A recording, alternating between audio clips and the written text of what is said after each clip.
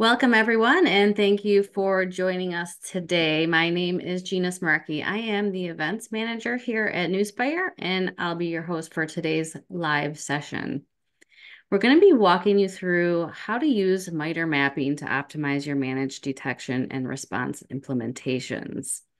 If you happen to have any questions today for our presenters, go ahead and submit them in the Q&A tab, and we will try to take a few minutes at the end for your questions. And just so you know, this webinar is being recorded and you will receive a follow-up email with a link to watch the recording. So at this time, it is my great pleasure to introduce you to our speakers today, Steve Drohan and Jeremy Herzog. As Nuspire's Vice President of Service Delivery, Steve leads all operations for Nuspire, including implementation, security and network operations, supply chain, threat hunting, threat intelligence, SIM support, client success, and the service desk. He brings a strong track record of delivering quality service for Nuspire's clients, focusing on a people-first approach. Jeremy is the Director of Engineering here at Nuspire. He has over a decade of experience in cybersecurity and has specialized in being a hands-on implementation engineer for hundreds of our customers, utilizing countless security technologies. So before I turn this over to our speakers, we would like to get your input on our poll. Let me go ahead and launch this poll. Right. The question reads, which piece of SIM security monitoring is most challenging for your organization to maintain? Please choose your answer from the following. Complex rules for multiple device types, ensuring coverage of alerts is as complete as possible, decreasing noise by targeting of correct alerts, upkeep and maintenance of log sources. And if you don't see an answer here, you can click other and then post your answer there in the chat if you don't mind. Or NA, we don't use a SIM. We'll just give everyone a minute here. I see some people already voting to cast your votes. See lots of votes coming in. That'll be an interesting one. Which question has the early lead? All right, let me publish. I'll go ahead and publish. It looks like a lot of people have voted. So here we go. End and share the results. So over half there voted for ensuring coverage of alerts is as complete as possible. So I'll go ahead and turn it over to you, Steve, to comment on that and kick things off. Awesome. Well, glad to see that over half the votes were for ensuring coverage of alerts is as complete as possible, because that's really the driver for a lot of what we're going to talk about today. So today we'll talk about the need for MITRE. We'll talk about MITRE mapping. We'll talk about how you're going to map it by tactic and technique.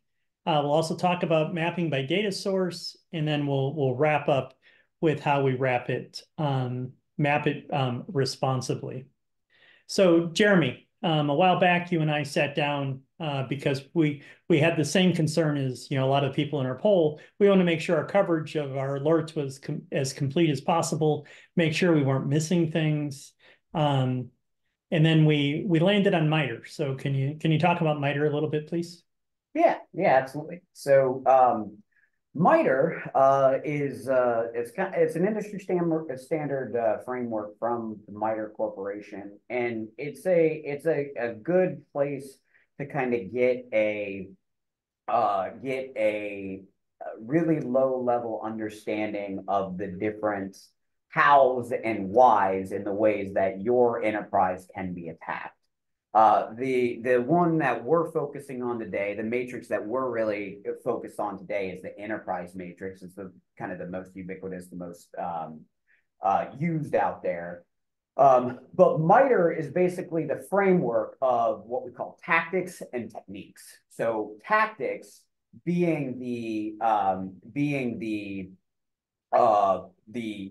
why an attacker is doing a certain kind of action, and technique meaning the how that attacker is doing it. So when I'm looking at MITRE, one of my goals is being like, okay, I want to kind of ensure holistic detections, right?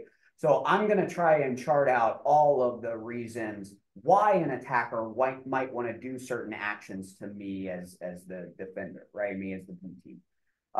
So when they go do reconnaissance, when they go do initial access, when they go do execution, we know the why behind those things. Reconnaissance, they want to find out more about us. They want to profile what our networks are. They want to profile what our domains are. They want to profile what's open. Initial access, they want to try to get in somehow, right? So on and so forth. And then the techniques in MITRE are how do they accomplish those objectives? So reconnaissance, active scanning, they can take an active scanner, scan your public-facing IP addresses to learn what's open on that front to see if there's any kind of resource development or initial access techniques that they could then do on what they actively scan. So that's kind of the framework in MITRE, going across the top of the why they would do, the threat actors would do these certain actions, and then going down the techniques of how they accomplish specific objectives in order to do reconnaissance or in order to do initial access. So that's what MITRE gives us. I think in our next slide here, we'll kind of get into we'll get into the reasons and then some of the challenges behind detection engineering that I think that we have the main reasons why you want to get in and get away from kind of a more whack-a-mole approach and more towards a framework-driven kind of MITRE approach, right? So some of the reasons behind that are if you're not using an underlying framework like MITRE in detection engineering, you typically have a really reactive approach. So you either learn by missed detections, you learn by getting detections way further in your stack than they probably should have been. And then you typically respond to that naturally just by coming in and kind of creating, like I mentioned earlier, whack-a-mole rules, and you don't really have an underlying process or structure for it, right? So that leads to inefficiencies because you're not looking at things from a holistic perspective. You're more kind of battling the onesie-twosie problems that pop up from just running a security operations program, and you're not looking at things from more of a holistic perspective. And that's going to lead to misses. So if you don't kind of plan out from the start, and maybe you just go with maybe a vendor's out of the box rule. This is something really common that we see out there. And you go with kind of a base detection set that comes out of box from platforms without any kind of deeper understanding or hindsight into MITRE or a framework like it for your detections, then you're going to get misses because things aren't thought out in a more holistic way.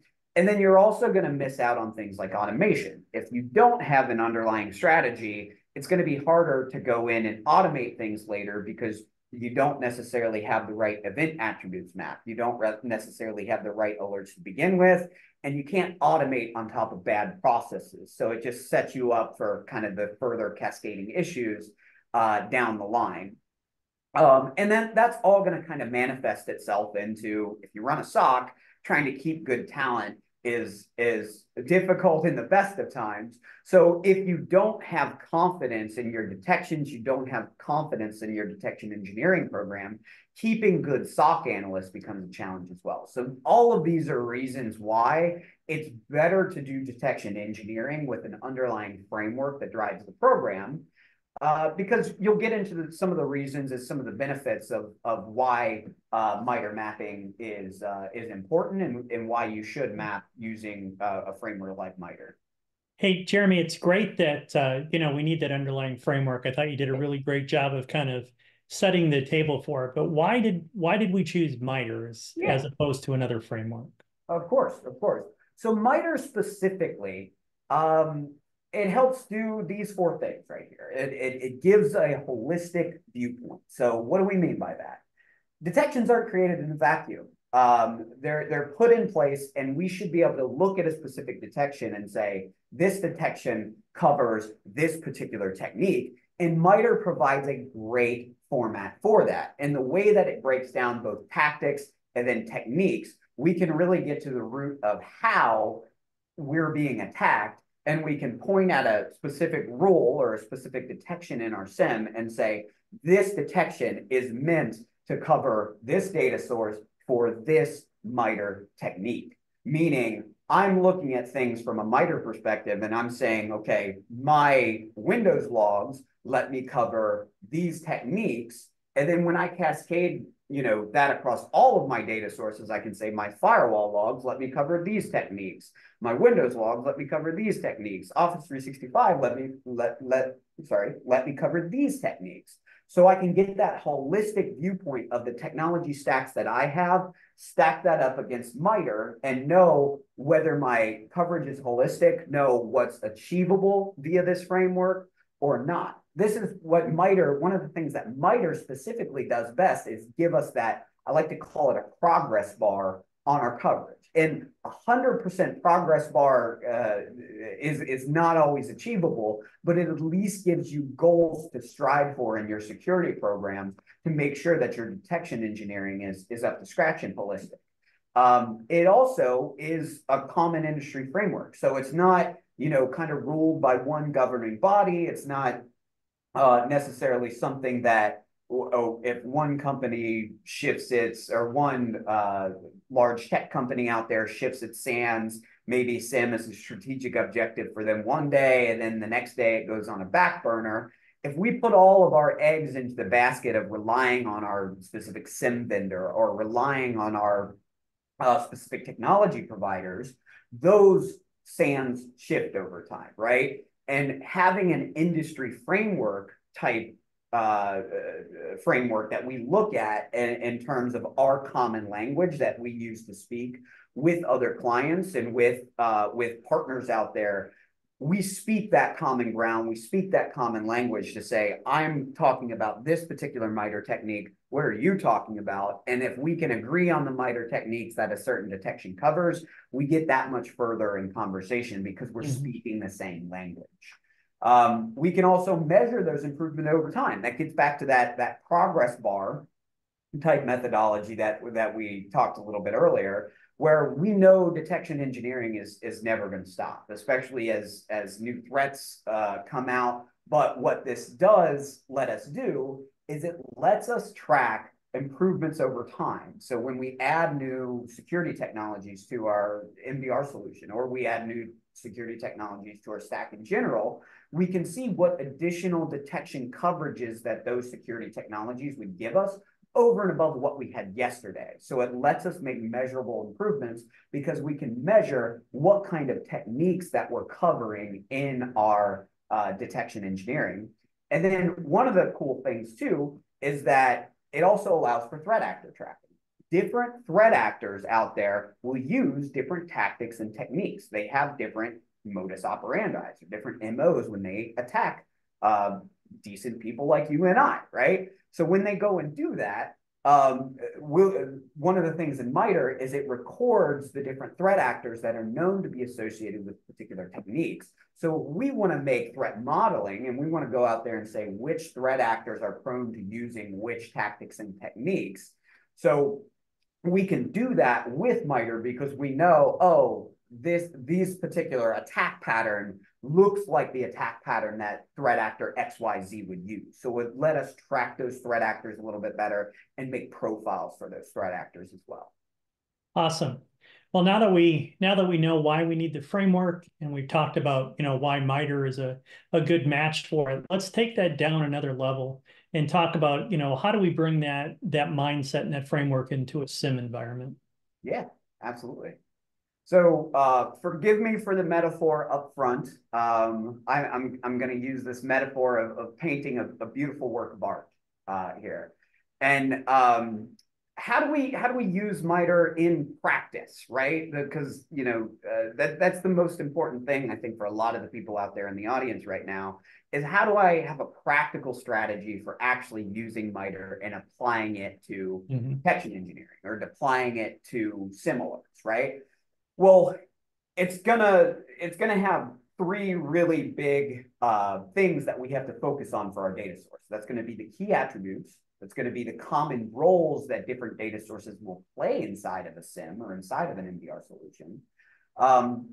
And it's going to be the ways in which those are applied as well. So key attributes, the common roles, and then how those correlate or work together, right? So for example, in EDR, the key attributes that we're going to look at is going to be the endpoint names, IPs, usernames. Those are event attributes that we're going to get out of EDR logs to say what is happening from an EDR technologies perspective. Now, the common roles that EDR technologies are going to play into SIM is going to be a primary alert generator.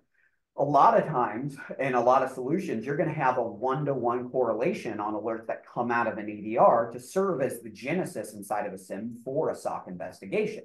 And that works because you can use that as your genesis point, but then start tying in all of the other event attributes from all of the other data sources that you're gathering and use that as a part of a more holistic investigation over and above what an EDR tool alone cannot provide. So a good example of that is moving down into the network and firewall log sources. You're going to get IP flow information. You're going to get IPS signature information out of that, as well as if you're doing user attribution inside of firewall logs, you're going to get it from there as well. And then the network firewall logs can serve as an alert generator, but they can also serve as a correlative log source. So a good example there is we just covered EDR as kind of a primary alert generator. And then we have network firewall component coming in and saying, okay, I see this endpoint generate a particular EDR log. Now I can go either pivot off an IP address or a username and tie that, if I have user attribution in the firewall logs, to look at, okay, I'm looking at it from the endpoint perspective with EDR, but I'm also looking at it from a network perspective and what I see that endpoint doing on the particular network, if I see it triggering any IPS signatures, if I see that just start now after this EDR detection alerted. And those get into all the kinds of things that I can do from an MDR perspective to start to investigate some of these threats as they pop up and kind of explain, hey, each of these different things has a different color of the painting, and they all make up the masterpiece of our security strategy as a whole, right? So each of these different technology sources has a role to play, and they all kind of interact with each other to paint the whole picture. And then, continuing on there, Windows on-prem log sources serve as a primary alert generator a lot of times. And those can also be correlated with network firewall logs to say, okay, I might have brute force activity that triggers from Windows logs, but then I can go pivot into my firewall data and say, okay, is this a common trend? Where do I see this coming from? Is there rogue host on my network? To kind of go look and pivot back off network data sources back into Windows on-prem logs. And then also kind of Azure AD from the cloud perspective gives us a lot of those same things. Azure AD is a great identity source. So if we have Defender, the Defender suite, Defender for Office 365 type alerting, this can serve as a great alert generator, and then can give us primary use cases to say, okay, I'm pulling out the username. Let's go pivot to Windows on-prem logs and see what the on-prem activity for that particular user is. It's a hybrid scenario. Let's go pivot to firewall logs to see what that user firewall logs, what's going on there. From a network perspective, if we have an alert generated off of Office 365, and we can look up the username of the firewall, right? So each of these different sources will serve as either a primary alert generator and they can be a correlated log source as well. And then there are some that are just correlated logs, right? So, the underlying application level logs, a lot of times you won't have primary alert drivers out of that. You will in some limited use cases like server and hypervisor, I'm talking like firmware level here. type logging, a lot of times those are good correlative log sources to see threat actors inside of the environment. If there's lateral movement, you can use those logs to aid in the investigation. But if you try to use them in certain detections, they're not going to yield towards really high fidelity detection. So stuff to be careful of, stuff to kind of move through. But yeah, that's a good example of how to kind of use some of these different log sources to kind of paint the overall picture of how you normalize these things and use them effectively inside of SIM. Awesome. Appreciate that. But that's great. But I'm not a SIM engineer. I'm not creating the rules. I'm trying to develop my program. Maybe I'm a CISO, maybe I'm just, kind of running the security program. How would I apply MITRE into that? Yeah. Yeah. So actually practically doing all those things that we just talked about, right? Taking EDR, taking your network logs, taking your cloud logs, and incorporating them with MITRE in mind into a security program really boils down to doing that in three main facets of how you want to put them into an MDR or a SIM, right? That's going to be your parsing strategy, your reporting strategy, and your alerting strategy. So you really do have to consider MITRE when you're parsing the data, because that's where the event attributes come into play. You want to know, going into parsing a log source, what are going to be the key attributes that you want to pull out of that log source, because those key attributes are going to be relevant down the road in your reporting and your alerting strategies that you already have frameworks built for. And that's why it all starts at kind of the parsing and making sure, if you have a particular data source in mind with MITRE, that you know what key attributes are relevant towards that MITRE or towards that MITRE data source. So you can pull the relevant key attributes out and set yourself up for success later on down the line when you're trying to do reporting and alerting. So consider MITRE and make sure you know which relevant event attributes should be there when you parse data in the first place for any given data source. One of the cool things about that is MITRE actually does break down all the given data sources in their own way that you could have logging through SIM. We'll get into that a little bit later, but it keys into one of the strategies that we can use for parsing and alerting later on. But you can say, okay, for this MITRE data source, these are the relevant event attributes that are important to us. The next component there is reporting. So for reporting in terms of MITRE, a lot of times I recommend breaking down the reports that you use to run a security program, or even the dashboards that you use to run a security program, and do it from a tactics and techniques perspective. So start with overall tactics that you can kind of come up and say, okay, I maybe want a dashboard or a report that tells me about reconnaissance activity. And then you can baseline those reports over time and use that to drive a security program. And then those will also help you lead back towards a more holistic compliance framework too. So when the compliance people come knocking, you know that, oh, I get this IP information that's needed for compliance XYZ from this report that I use in my reconnaissance report, right? So if you structure your reporting from a MITRE perspective, it helps you break it down into the more into the categories that make sense to look at the data in the same way. So you can have a set of reconnaissance reports. You can have a set of initial access reports, execution reports on event attributes and actions that you see associated with those particular MITRE categories. And then finally, alerting. And this is probably the most important. But once you get to the point where everything's parsed, you have the event attributes that you want, the main goal a lot of times of an MDR platform is the detections, right? So MITRE helps you have that progress bar we talked about earlier, but it also gives you a way to start with what do you want to detect and work your way backwards, or what log data do you have and work your way forwards. And those two strategies are what we're about to talk about, getting into either starting with what we want to detect and working our way backwards with some practical use cases, or starting with data that we have and working our way to what can we detect. Those are equally relevant strategies, and we'll talk about both of those here. All right, so let's shift gears a little bit. Let's talk about how do we map this by technique. Well, how would we approach that? Yeah, absolutely. So when we map by technique, think about what we're doing. We want to start with the how, right? The technique is the how on how we're being attacked.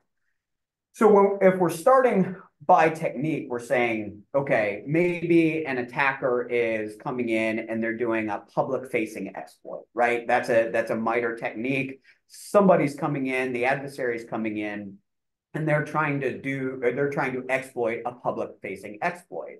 Well, what we can do is within MITRE, we can look at the detection source and see what relevant data sources are applicable to that particular MITRE technique.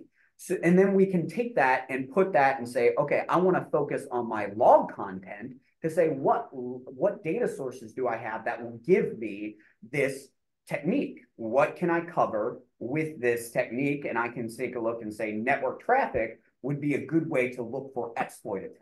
So so that gets us from the theoretical and how am I being attacked? Oh, let's look for how we can protect ourselves from public-facing exploit to, oh, I'm going to go look at a specific kind of device traffic in order to make a detection rule around that. So that's kind of how that goes from how the attacker is attacking us to how we make a detection for it. And we have some practical use cases here. Okay. So, if I said, hey, we need to make sure we're looking for and detecting any unusual traffic we see with our Meraki devices, how would we go about doing that?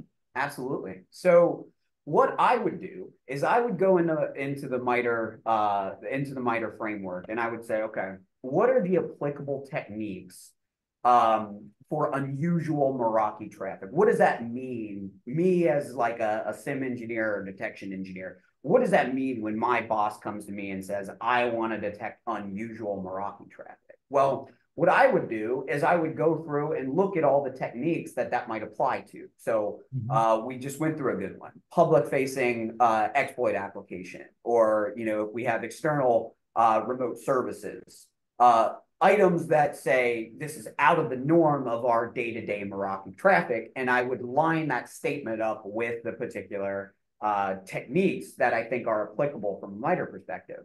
And then what I would do is I would go into one of those techniques. I'll choose exploit public-facing applications, for example, and I'd say, okay, what are the kinds of data that I can get with this? All right, well, I can go down and I can use either application logs or I can use network traffic to try to detect public-facing exploits. So then I would go in and I would say, okay, I'm going to line my Meraki traffic logging up with the public-facing exploits and see which logs are most relevant for me to create a detection around this.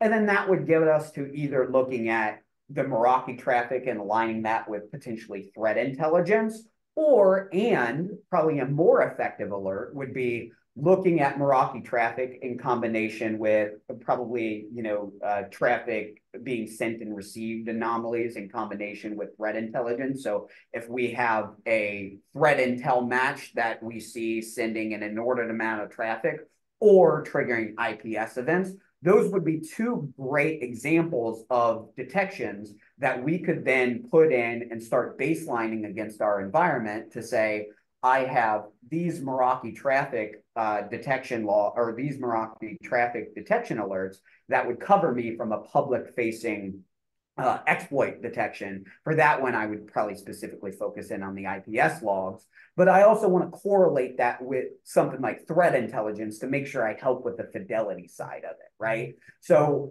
getting into those strategy lets you start with this really broad kind of statement and work your way towards something that is an actual feasible detection that you can start to use within your environment and baseline within your environment. So that's use case number one here in terms of A to kind of Z how we would make that happen.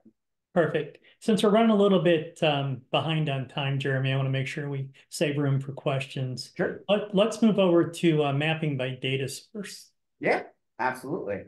So if we go to mapping by data source here, that's the other strategy. That is the other side of the coin where we just started with we're starting with how the attackers are coming at us, but a lot of times if we're in a position of like, we have to make a cybersecurity program, we want to start with what data do we even have at our disposal in the first place? What are our capabilities? And that's where mapping by data source comes into play. So what we do here is we start with the log sources that we have at our disposal, and then we work our way into what are the applicable techniques for that. So here in kind of a practical use case would be talking about FortiGate firewalls.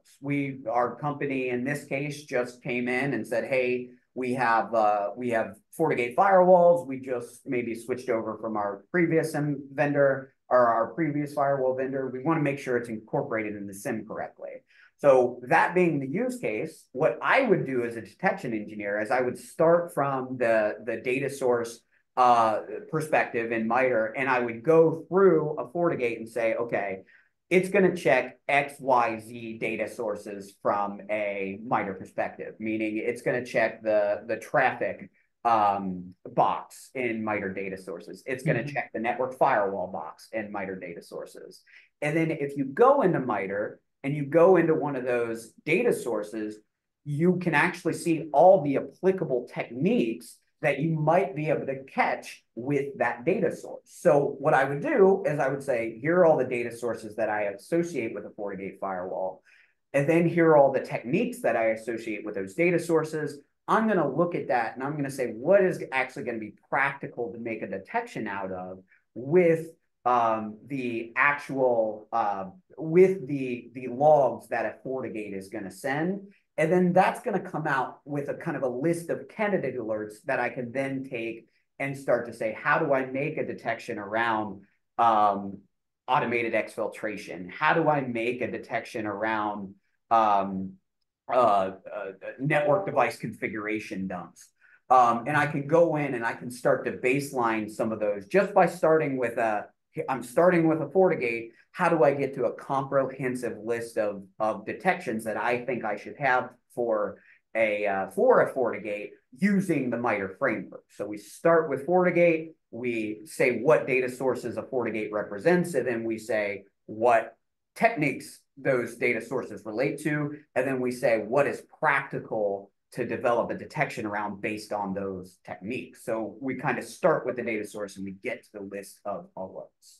But what if I've got Yep. What if I've got something like Windows? I'm already alerting on it. How do I verify that I've got good coverage there? No, that's another great use case and where MITRE excels, right? So that's going to start with an exercise of kind of mapping your current alerting to MITRE. So you're not starting from scratch, which is generally a good thing. But a lot of times what that's going to involve is you taking your current detections and saying, what technique is this most applicable towards? And kind of attributing them. If that's not already done, that's more and more common. That's automatically being done by our security technologies. But if it's not, start by mapping your current detections to the different techniques within Windows or within MITRE.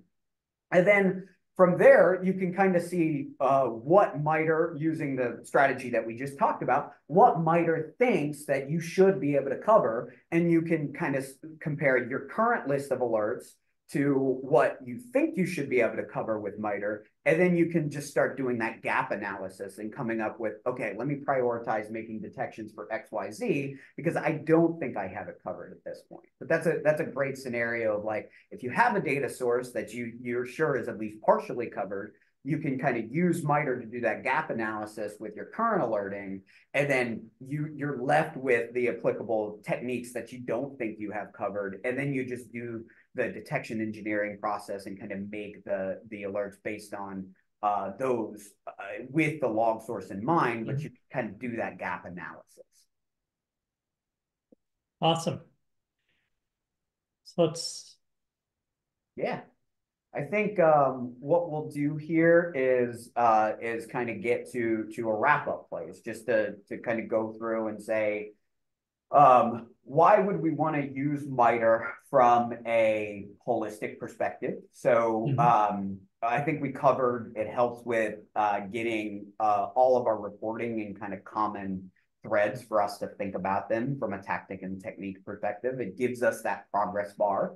If we embed it into our process, it gives us more confidence in the process as a whole. It is less kind of whack-a-mole type detection engineering. And then we talked about the two strategies for it, either coming up and saying, okay, let's look at how we're being attacked and reverse engineer to what are our capabilities there. And then let's look at the data that we have at our disposal, and let's see what we could possibly cover with that data source. So those are all the things that MITRE kind of helps us do and the problems that it helps us solve.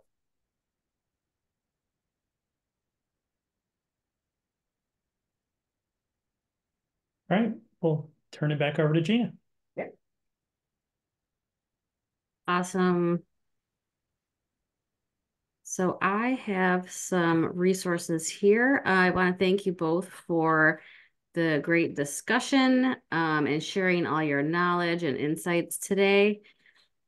Put my video back on. There we go. So yeah, if anyone has any questions, it looks like we will have a few minutes. Go ahead and post them in the chat or the Q&A tab there. And after I share these resources, we'll go ahead and do some questions, take some questions from the audience. But at this time, I would like to quickly mention our next webinar, which will be on April 30th. This is where we'll have our threat intel experts on live to give you a first glimpse of the threats that we have seen and the attacker strategies we have observed in the first few months of this year. So I will go ahead and share a link to that in the chat if anyone's interested in going ahead and registering for that next month's webinar. It's always a popular one that we have.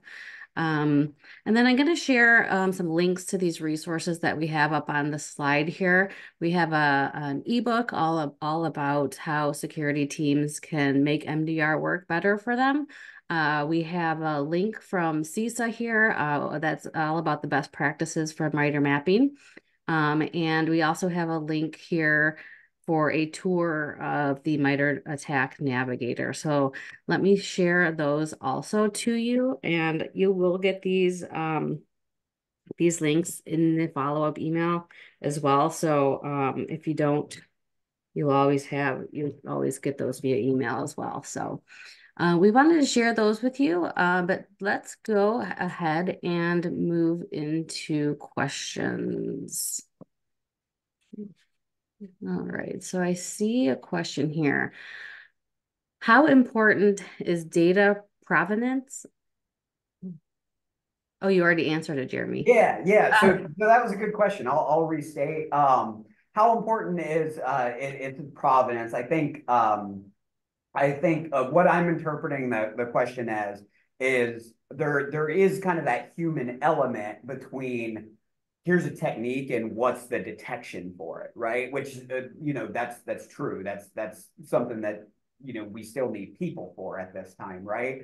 Of coming to the point of here's the technique. How do I make a detection around that depending on the technology that I'm looking at? But that's a great question. And the important piece of that is you need a strategy for validation and testing that goes into making your detections in the first place. MITRE can help there, but that more goes into your strategy for saying, okay, here's my alert that in theory will work. And then what is my process for validating and testing that and documenting that procedure to where when you go from technique to detection that's in the field or in production, that you have confidence that detection is actually going to hit that technique as it should, right? So I think that's a great point. And the real answer comes down to your strategy for being able to replay logs, being able to generate the attack that you want to test for, and then being able to replicate that over time and making sure that that detection stays relevant as well. So that's automated tools can help with that, with like attack simulation or penetration testing to test against the alerts that you just made, or purple team exercises as well to make sure that the detections that you have in place are actually going to detect what you think they're going to detect. Does that answer the question, hopefully? Awesome. Yes, thank you, Jeremy. Awesome.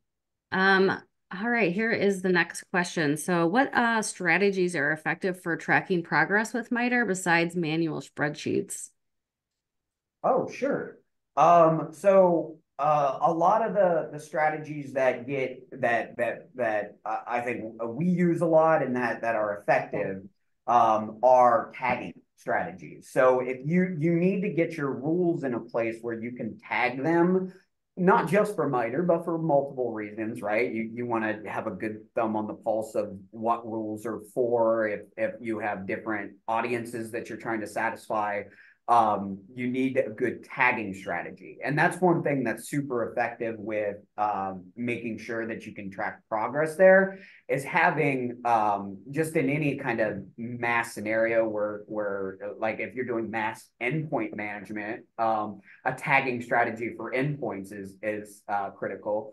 The same thing applies to rules in a sim where you have so many of them. A good tagging strategy to say, okay, this tag might apply to this tactic, this technique, and also this data source. To have an effective strategy to be able to search at any time and just say, I want to search up alerts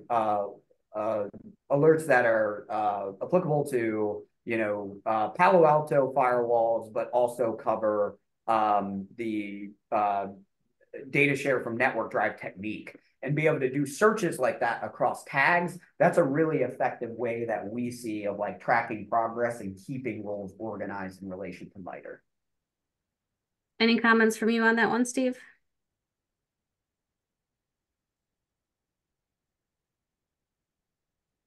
Okay, I think you might be on mute. All right. Sorry. Yeah, he covered it very well. Thank you, Jeremy. Okay. Perfect. And then, okay, the one we have probably time for this one last question here that I see. How does MITRE help with red teaming? Yeah. So MITRE is going to help be that progress bar a lot of times in red team exercises. It's going to give you an indication of where your weak spots are, where your strengths are. So a lot of times, at least what I've seen in my career with pen tests when they come in, is you get a huge list of findings that you then got to go and address, right? And there's not really any rhyme or reason. A lot of times it ends up being a lot of findings that you have to address, which is good. We should go address those. But a lot of times the strategy that I've seen help is applying an overarching methodology like MITRE to the pen test and say, I'm really weak in my initial access tactic. So maybe I could look into all of the techniques that are under initial access, and maybe that'll help me align, my response and prioritize my response to a particular pen test based on that, because I want to shore up my area based on tactics and the techniques within those tactics. So if anything, with a red team exercise, if you apply it and make sure that you look at those exercises from like a MITRE perspective, you can use the MITRE tactics as a way to give you your prioritization techniques as a part of your response to a pen test. Awesome. Thanks, Jeremy. Anything to add on that one, Steve? No, hard to add on to perfection there. Awesome. All right. Well, we will go ahead and I'll go ahead and wrap it up. I don't see any other questions. Hopefully we got to everyone's questions. But if you come up with any other questions, please just email us at webinars@nuspire.com or go ahead and contact us through our website at nuspire.com. Also, upon exiting the webinar, there's a short survey that will pop up. It's just 3 questions. We'd certainly appreciate any feedback you have for us today. And on that note, any closing thoughts from either of you, Steve or Jeremy? No, just appreciate everyone's time. Absolutely. Agree. Awesome. All right. Well, on behalf of Nuspire and our presenters, thank you for joining us and have a great rest of your day. Thank you.